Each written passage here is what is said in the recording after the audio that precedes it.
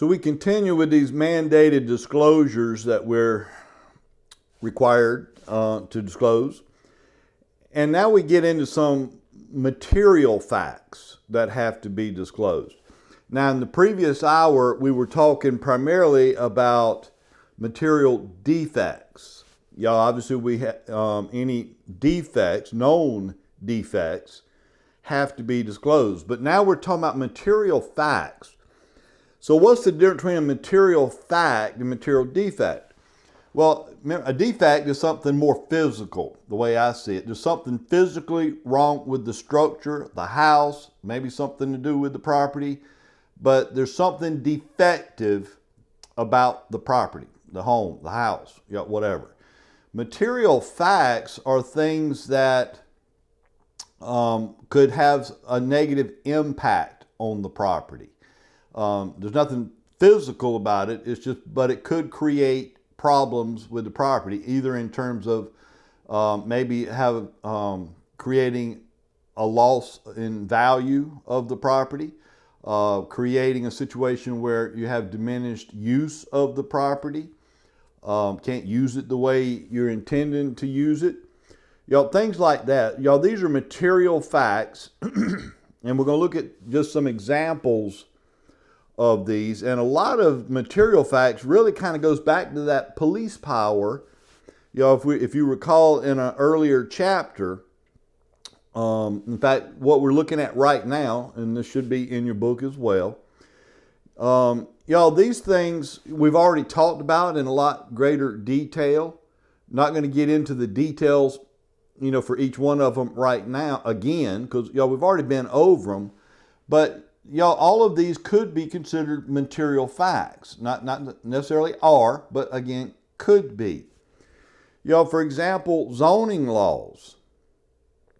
We know that's a form of police power. But say you've got a house, it's a residential home, and it was zoned residential at the time it was built and or at the time the current owner purchased the property. But maybe now has been rezoned as commercial. Well, that means the next person that owns or purchases that property will now have to comply with the new zoning laws.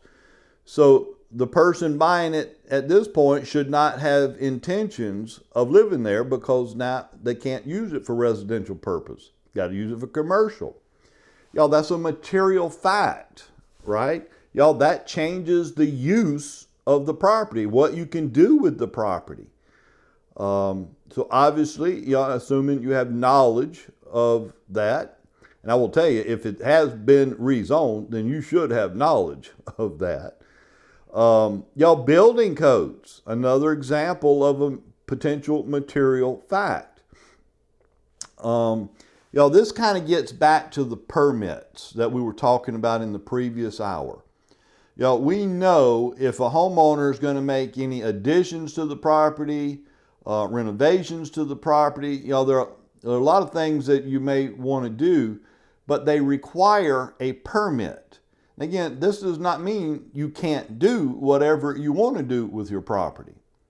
In most of the time, anyway, let me put it that way.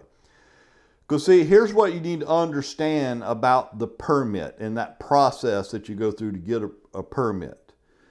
First of all, you got to submit an application to the building department, where probably each municipality throughout the state, whatever state you live in. You go to the building department, submit an application, which basically kind of lays out and explains what it is you desire to do. Whether you want to put another building in your backyard, or shop, shed, whatever. Maybe you want to put a deck, renovate the bathroom, whatever it is you're planning to do, you submit an application for that. Now, the building department, because it's your property, right? You do have property rights, and for the most part, whatever you want to do, you're allowed to do, but they have to meet certain requirements. The first requirement is, and this is what the building department will have to determine first, are you allowed to have what you're proposing to do here? Are you allowed to do what you're proposing to do? is there some kind of restriction or legal violation that would occur if you put that building on your property? Now, assuming there's no legal restriction or any other kind of restriction, y'all assume there's nothing to prevent you from doing it, then you'll be allowed to do whatever it is you're proposing to do. And they'll go ahead and issue you a permit to go ahead and put the build, start building or renovating or whatever it is you're proposing to do. Now, the other thing that you got to kind of be aware of, when they give you issue the permit, then they'll give you some instructions like go ahead and start work. But once you get to a certain point, you need to stop working. Do not go beyond whatever point they've identified.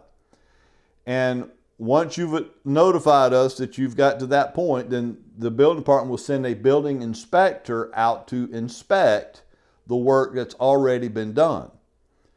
And assuming everything is good to go, then the building inspector, now first of all, if it's not good to go, they're going to make you redo it, right?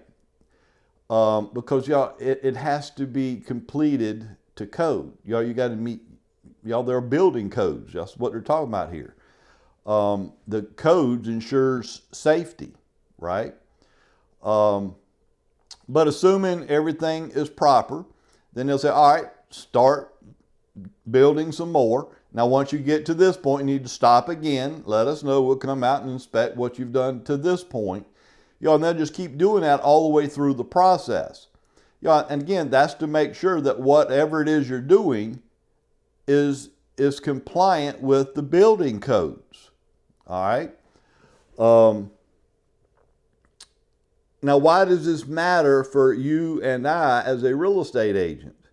Well, because if I'm a real estate agent and I know you got a permit, then that I have answers to two questions that are absolutely critical for you and I. One, I know you're allowed to have it here. Again, if you got a permit, obviously that's a clue.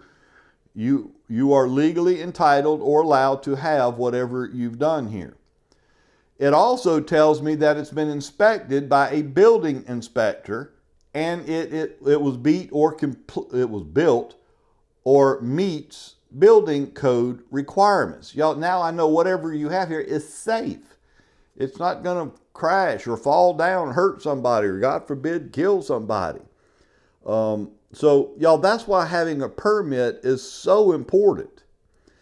Now, if you find out that this renovation was done or a building was built or addition, whatever it is, and there was no permit, that's a material fact. That has to be disclosed. So you've got to tell potential buyers, we did whatever it is we did here, but there was no permit.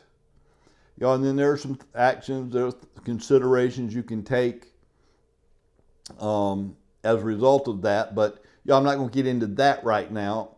But at the end of the day, if there was no permit, the buyer may decide, well, then I'm not buying. I'm not willing to take the chance. The buyer might decide, well, we want a building inspector to come out and inspect what you've done. Now, I'm going to tell you, when that happens, you never know what the result's going to be. Because, they may find that, is it possible that the building inspector come out and said, well, you can't have this here? You would have never been granted approval to do what you've done. And I'm telling you, if that's the case, then they're going to require you to tear it out, whatever it is you did, you're going to have to take it back out of there. So there could be all kind of issues if there's no permit. But again, at the end of the day, as long as you disclose to the buyer this work was done, but it was not permitted. If the buyer's okay with that and they're willing to accept the risk that could come along with that, obviously I would have them sign off acknowledging that they are aware that there's no permit for whatever it is that was done. And then they can certainly go ahead and buy and move on. And and typically nothing ever comes out of it anyway. But you don't want to be the person where something does come out of it and you haven't done what you're supposed to do as the real estate agent. These things must be disclosed. Thus why they call it a mandated disclosure. Things like I can talk here in a minute. HOA regulations, if they exist, must be disclosed. If the property you own is subject to a homeowners association, and there are covenants and restrictions on what you can and can't do, you got to disclose that to all potential buyers and make sure they are aware of it. I'm just telling you right now, it just blows my mind, at least in my market. Hopefully wherever, if you're in a different market, hopefully it's not the same for you. But rarely does the listing agent even post the covenants and restrictions, even though this is a mandated disclosure. They might just, they will likely say that there is an HOA and here's how much you have to pay and how often you got to pay it. Which, if I'm a buyer, I'd want to know that, how much these dues or regime fees are going to cost. But I want to know what my restrictions are here. I want a whole list of all the covenants and restrictions, and I'm telling you, that's usually not provided. Even, and a lot of times they'll even have the buyer sign off on saying they got it, saying they've seen it, and they haven't. That's just, that is not good. I'm just going to leave it at that. If you happen to have knowledge of any health or sanitation issues, obviously that's a material fact. If you have knowledge of any environmental issues that can impact the property, again, it doesn't have to be on the property. It just could be anywhere nearby that could have an effect or some impact on your property. Then, all that has to be disclosed. So, that's the relevance here. And so we know we have to disclose the material defects, things we know are wrong with the property, defective about it, as well as all these material facts concerning the property. Okay. Moving on. Now we talk about stigmatized properties. Now, first of all, and when I'm teaching live classes, I typically like to ask this question. And the question is, well, what is a stigmatized property? And you get all kind of answers, but I do recall one young lady answering me that I thought was kind of humorous to me anyway. But anyway, she said, Frankie, that's a property with a stigma. Well, there you go. Now we know what a stigmatized property is.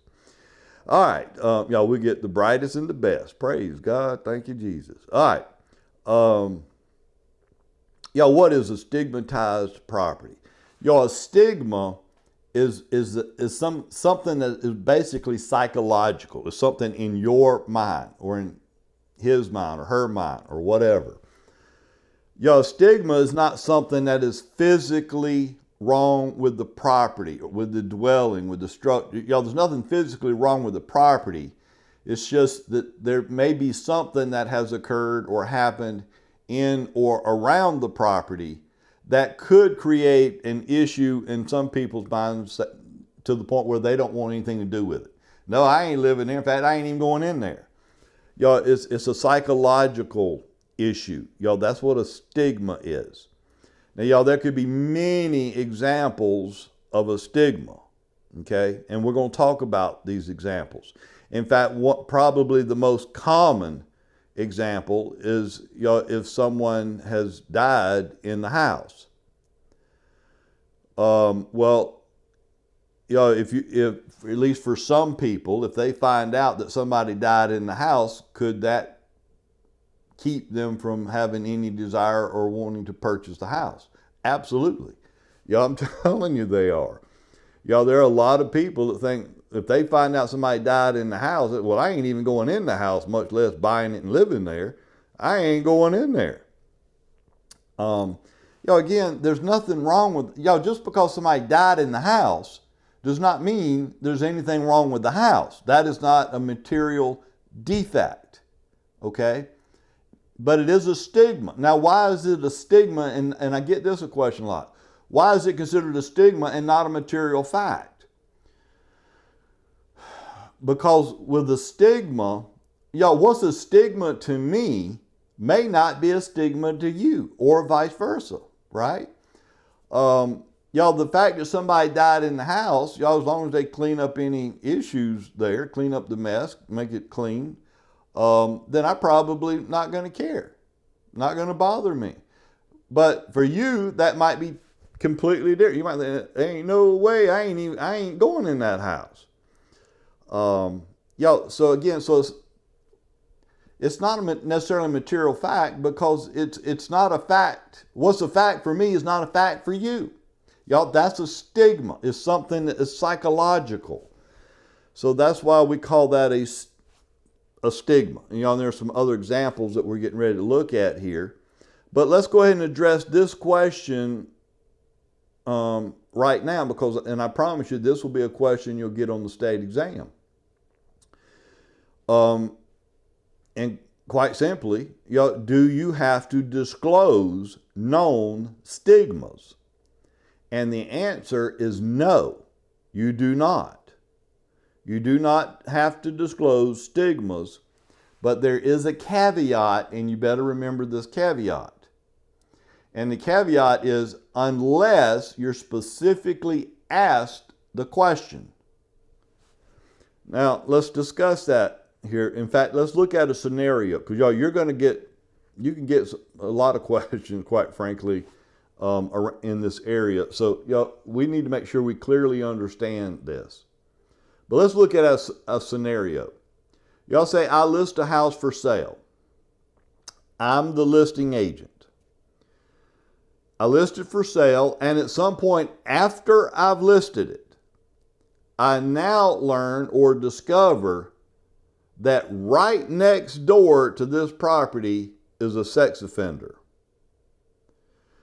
Now, and I know, and some of you might be thinking, well, that might not be, it depends on what they did.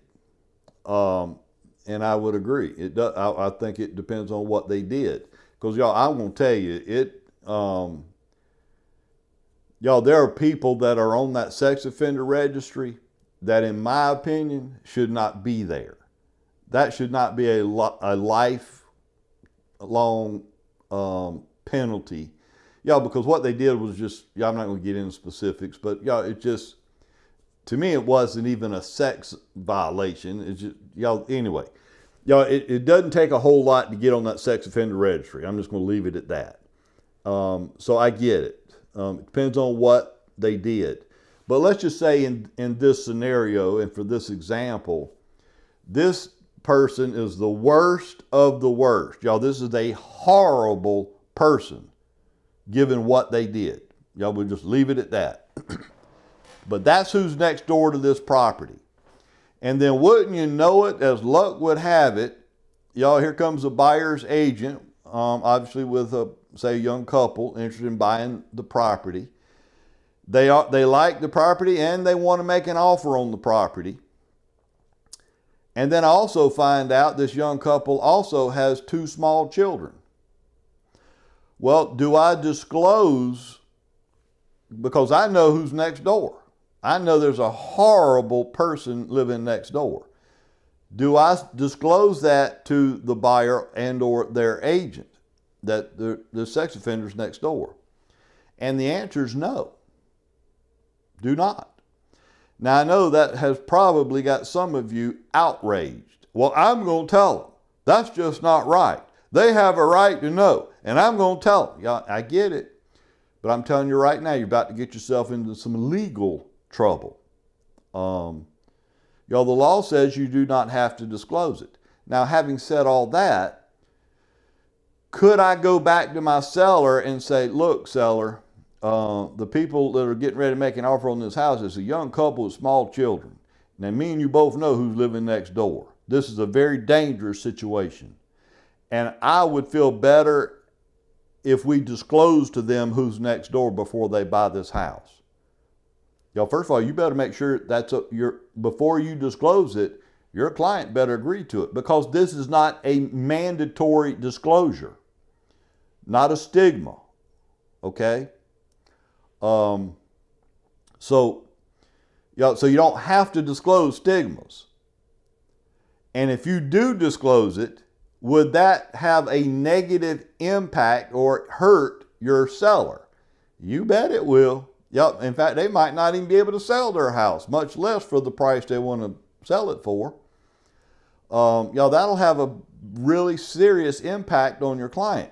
Well, your fiduciary, your legal obligation is to promote the best interest of your client. So you can't just be out there putting stuff out there that could hurt your client if it's not something you're required to disclose, right? I know all this sounds bad, doesn't sound fair, but just bear with me. I promise you, if we do things the right way, everything works out fine. Just bear with me a second. But I want to make sure you understand, and certainly for test purposes, your obligation is to promote the best interest of your client. All right? And do we have to disclose stigmas? We've already answered that question. No, unless you're specifically asked. Now I'm going to address that part of it here in a little bit, but back to this scenario. If the seller has a heart and says, yep, go ahead and tell them, I couldn't live with myself if they buy it and something happens and I knew who was next door. That would be awesome. Then obviously, you can go ahead and disclose it to them. But I'm telling you, a lot of times the seller's thinking, no, if we don't have to disclose it, then we ain't disclosing it. And if they say don't disclose it, then by law, you cannot disclose it. Your legal obligation is to that seller, as the listing agent. All right, but here's the way this is supposed to happen and why this shouldn't be a big deal. Unfortunately, it is, but it shouldn't be, and here's why. There's another law that we're going to talk about in more detail again a little bit later, but there is a national law, federal law, that basically requires real estate agents to disclose to buyers. Now, this is if you're the buyer's agent, not the listing agent. Now we're flipping sides here. The buyer's agent is required to have a buyer sign off. There's a form. It's a federal form. And this is, again, a mandated disclosure that the buyer must sign. And basically what it's saying is this, and this is pretty much how I explain it to every one of my buyers. I tell them, this is what I tell buyers. Buyers, there are sex offenders everywhere. And I mean everywhere. And I will tell you, I don't know who you are right now, much less where you live. But my guess is if you have not checked the Sex Offender Registry, you might be shocked at who's living even next door to you or certainly nearby you. Because I'm telling you, they are everywhere. So I tell the buyer that up front. Now, buyer, it is your sole responsibility. It is not mine, and I will not be doing this. If you're concerned, buyer, about the potential of a sex offender living anywhere near the property you're thinking about buying, buyer, you must go on the Sex Offender Registry and look it up. Look and see where sex offenders are in this area. You can go on the Sex Offender Registry, type in the address of a property, and it will pull up any and all sex offenders anywhere around the address you put in there. So buyer, that is your sole responsibility. You must do that, and you must do it prior to making an offer on the house. Right? Don't get it under contract and then decide to look. Make sure you're okay with who's living around the property you're thinking about buying. Again, buyer, I will not be doing that for you. Under no circumstances will I be doing that for you. And I'm telling you, for those of you thinking, well, I don't mind doing it, I'll do it just to help. Do not look this up for your clients. You're going to get yourself in a lot of trouble. Okay? You don't do that. Y'all do what the law tells you to do. And the law says to disclose to the buyer that it is their sole responsibility to check it out themselves. And they need to do this before they make an offer on the house. Okay? Now, I will also tell you, again, I'm in South Carolina. I'm sure other states do things different ways, okay? But y'all, here in South Carolina, we don't even use that federal form, y'all, that sex offender form. And the reason we don't, I'm not saying you can't, you just rarely ever see it or see it being used. And the reason you don't see it used in my market is because, y'all, the attorneys that actually wrote the buyer representation agreements that we use, y'all, they've taken the verbiage out of that sex offender form and just put that verbiage into the buyer's agreement. So the verbiage is there. So when they sign that buyer's agreement, they're acknowledging that they know and understand what their responsibilities are in terms of checking the Sex Offender Registry if that's a concern to them. Okay? So the verbiage is there. The problem is, I think we have a lot in our market, just being honest.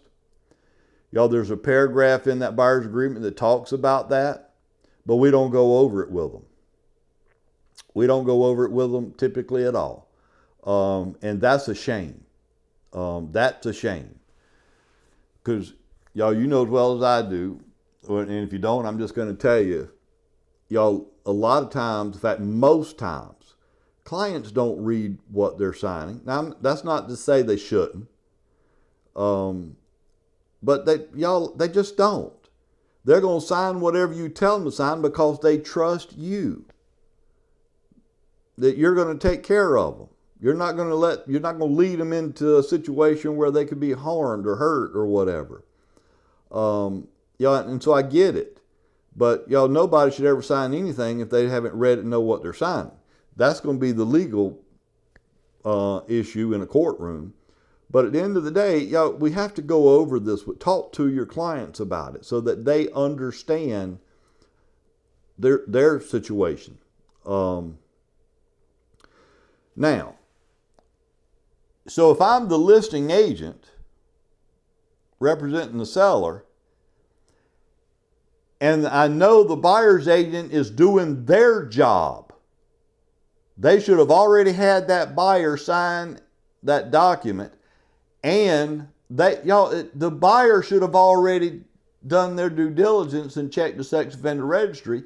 And if they do what they're supposed to do, they'll know who's living next door to this house. I shouldn't have to tell them, right? But y'all, I do and it's been rare when I've had situations like this, or at least had knowledge of it. But y'all, I'm always fearful of what could happen because my concern is that buyer's agent doing their job. And if they are, then I shouldn't have anything to worry about in terms of the health and safety of the buyers. But anyway, but that's the way it has to work. That's the way it's supposed to work. But here's what I want you to be careful with when it comes to the state exam. Y'all, you got to pay attention to what party are they referencing in the question. Y'all, just for example, if they say the listing agent is aware or at some point made aware that there's a sex offender living next door, should the listing agent disclose that fact to the buyer and or their agent or whatever? Well, y'all, obviously the answer is no. Y'all, that's a stigma. There's nothing wrong with the property. Just because the sex offender next door does not mean there's anything defective about the property. That's a stigma. So the listing agent would not have to disclose. Well, what if it's the buyer's agent? Y'all, first of all, they shouldn't be out there searching the sex offender registry on behalf of their client. But sometimes you don't have to look at the sex offender registry. Sometimes you just, people talk, right? Maybe neighbors will say, hey, look, I'm just telling you, right there next door, there's a bad person. So my point is, is it possible the buyer's agent could gain knowledge through other people talking or whatever about who's living next door or nearby?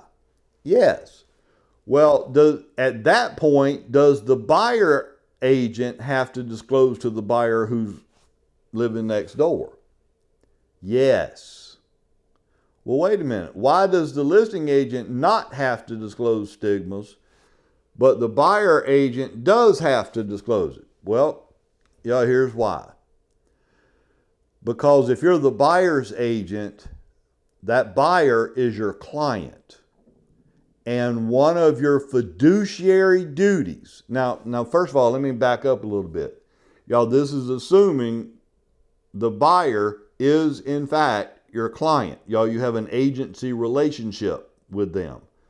Now, if you're a transaction broker and they're a customer, that changes things a little bit.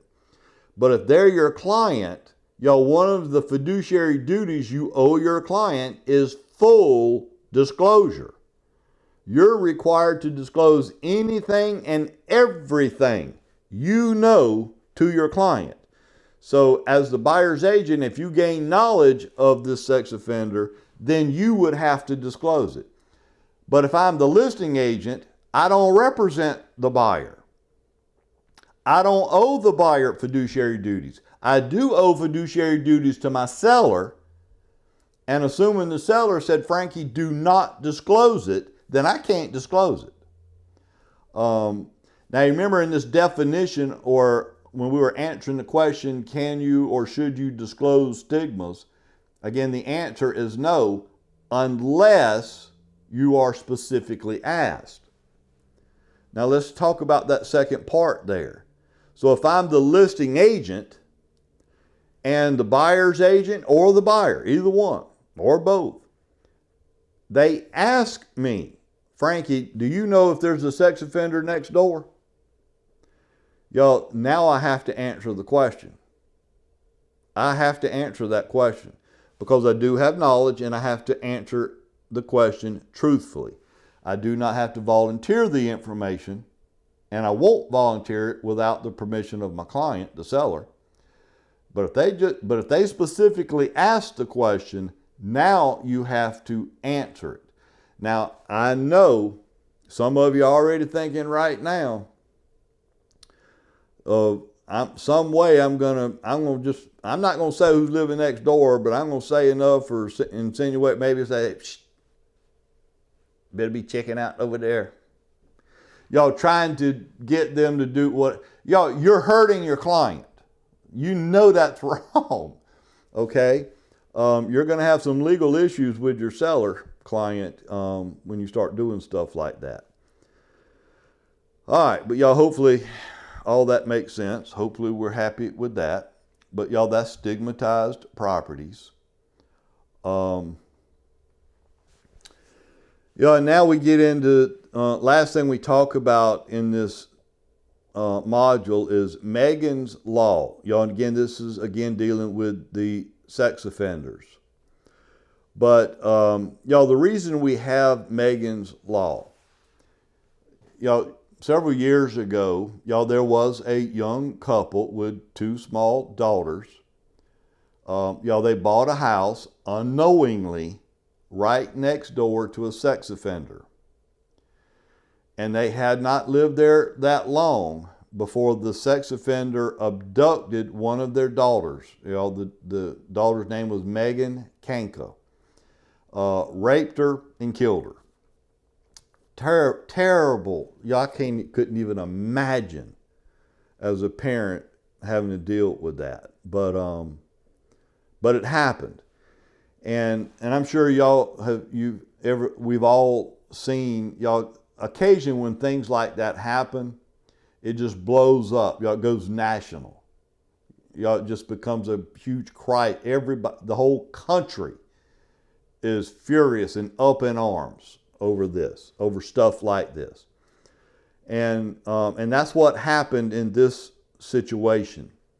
And as a result, Congress passed a law that we now know as Megan's Law. It was named after Megan Kanka. I think she was like 7 years old, or something like that. But anyway, because of this law, now anyone convicted of a sex crime must be they have to register themselves on the Sex Offender Registry. So there is a nationwide, it's a registry, it's nationwide, and every single person that's ever convicted of any form or any type of sex crime must be registered on this website. And this is why we were saying earlier, as a buyer's agent, our responsibility here is to inform the buyer there is a sex offender registry. And if you're concerned about the potential of a sex offender living anywhere near you, then buyer, you have to disclose this. You have to look into this yourself.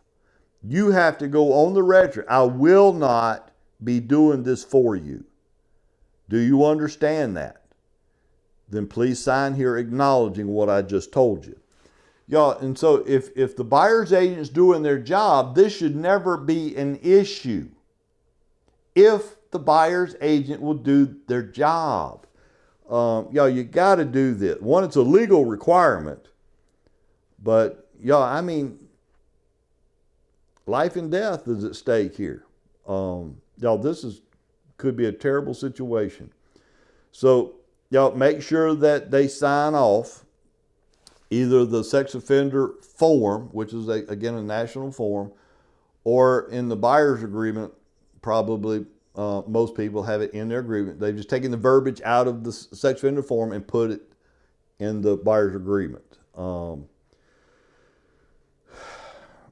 But anyway, that's what Megan's Law does. Now, I will tell you another question I know they love to ask a lot on the exam. Which of the following agencies has statutory authority to maintain or keep up with the Sex Offender Registry? And the right answer is the local sheriff's department. The local sheriff's department. I promise you, because again, it's going to be multiple choice questions, and I promise you, the three wrong answers, at least to me, if I didn't know any better, I would have picked any one of the three wrong answers before I'd have picked the local sheriff's department. So anyway, just know what the right answer is, and don't let, it's not the FBI and it's not the DOJ, the Department of Justice, all that stuff.